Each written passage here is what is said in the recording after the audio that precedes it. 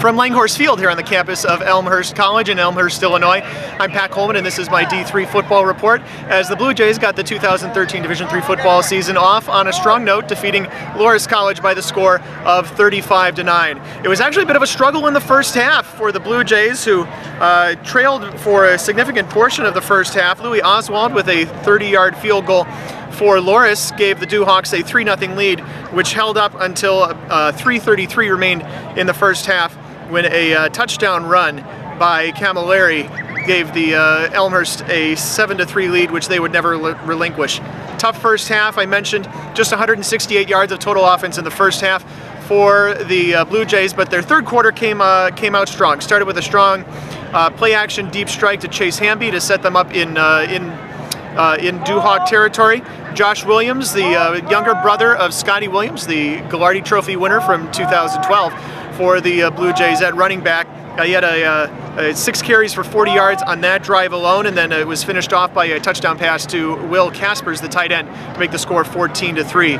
Caspers made a nice catch in traffic later in the third quarter, and then Vince Gabbis finished that drive with a touchdown catch to make it 21-3 with 1:47 remaining in the third.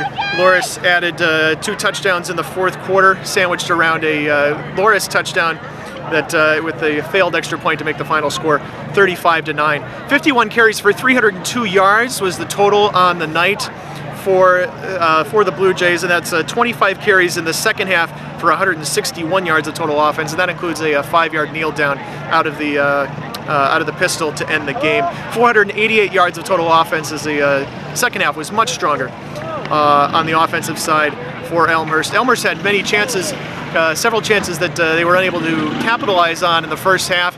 A fumble inside the 5-yard line, but were able to not let Loras move the chains. Loras never managed to flip the field. They spent a lot of the second quarter deep in their own territory, and only with a 71-yard punt with 14 seconds left in the first half did they manage to pin Elmhurst back in their own territory. Statistical leaders for Elmhurst: Josh Williams, as we mentioned, he did not get the start, but he got 19 carries as he alternated possessions with Andrew Tubeck. Williams with 19 carries for 97 yards. Joe Camilleri with 14 of 19 passing for 186 yards and 2 scores. On the Loras side, Loras managed just 36 yards on the ground on 23 carries, 55 plays for 247 yards of total offense. Dylan Jones, 17 of 32 passing for 211 yards, 8 catches and 114 yards for Nate Even. And again, the final score, Elmhurst defeats Loras 35-9.